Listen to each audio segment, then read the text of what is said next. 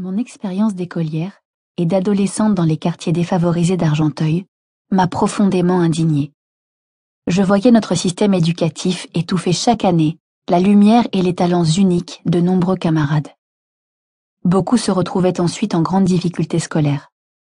Je pressentais déjà un nombre inacceptable d'enfants dans cette situation, mais j'étais tout de même loin de m'imaginer le chiffre donné par le rapport 2007 du Haut Conseil de l'éducation. Chaque année, 4 écoliers sur 10, soit environ 300 000 élèves, sortent du CM2 avec de graves lacunes. Près de 200 000 d'entre eux ont des acquis fragiles et insuffisants en lecture, écriture et calcul. Plus de 100 000 n'ont pas la maîtrise des compétences de base dans ces domaines. Leurs lacunes empêcheront ces élèves de poursuivre une scolarité normale au collège. Cette proportion a été confirmée dans le rapport de 2012. 25% des enfants ont des acquis fragiles en lecture, écriture et mathématiques, et 15% n'atteignent pas même les acquis de base dans ces domaines fondamentaux. Ainsi, chaque année, 40% de nos enfants entrent au collège avec de très grandes fragilités. Ce chiffre surprenant dénonce principalement, à mon sens, le fait que notre système éducatif ne prend pas en compte les mécanismes naturels de l'apprentissage humain. Notre école s'appuie essentiellement sur des traditions, des intuitions ou des valeurs, mais pas ou peu sur la connaissance des lois de l'apprentissage. Elle ignore également les grands principes d'épanouissement.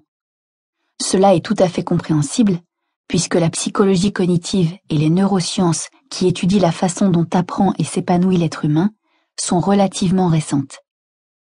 Et, par manque d'informations, nous avons fait de nombreuses erreurs. L'environnement scolaire et les demandes que nous adressons aux enfants sont la plupart du temps inadaptés à leur façon de fonctionner, et bien que câblés pour apprendre sans effort, ils peinent en classe et perdent confiance en eux. Leurs enseignants, pourtant déterminés à les aider, s'épuisent également. Tant que nous imposerons à nos enfants un système d'apprentissage qui ne considère pas les leviers naturels de leur esprit, nous les placerons dans des situations qui génèrent une grande souffrance. Les enseignants continueront eux aussi à travailler dans des conditions extrêmement difficiles. Ils devront sans arrêt pousser des enfants démotivés et finir leur journée éreintée. Imaginez-vous rouler en voiture en 5e avec le frein à main levé. La voiture n'avance pas, elle émet des bruits étranges. Vous tentez en vain de la faire réparer chez différents garagistes, mais il faut se rendre à l'évidence. La machine dysfonctionne, elle manque clairement de puissance. Mais retirez le frein à main, et vous serez surpris par la puissance du moteur et par la qualité du voyage.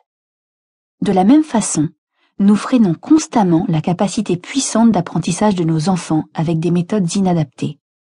Ils apprennent difficilement, nous pensons alors qu'ils ont besoin d'aide extérieure, et nous les emmenons chez des spécialistes, eux-mêmes débordés par le nombre croissant d'enfants dont ils doivent s'occuper. Mais offrez-leur un environnement de classe adapté, et la très grande majorité d'entre eux vous surprendra par la rapidité, la facilité et la joie avec lesquelles ils seront tout à coup capables d'apprendre. Repenser notre système éducatif sur la base des grands principes de l'apprentissage et de l'épanouissement ne serait pas seulement bénéfique pour les 40% d'enfants en grande difficulté. Pensons aux 60% restants. Ils passent à travers l'étiquette de l'échec. Mais sont-ils vraiment épanouis? Sont-ils heureux? L'école a-t-elle été pour eux un lieu de joie et d'émancipation? A-t-elle laissé émerger chez eux la confiance en soi, l'autonomie, l'esprit d'initiative, le sentiment de liberté ainsi que des élans fraternels? Car en ne coopérant pas avec les lois naturelles d'apprentissage et d'épanouissement qui exigent que l'enfant réalise les expériences qui le motivent et bénéficie d'une vie sociale riche, les belles valeurs, égalité, liberté, fraternité, sur lesquelles notre système éducatif a été érigé, n'arrivent que très difficilement à pénétrer l'esprit de nos enfants. Nous voulons qu'ils comprennent l'idée de liberté en leur imposant dès la maternelle nos propres volontés et en évaluant leur capacité à y répondre. Nous les rendons dociles et soumis et nous voudrions qu'ils se sentent libres.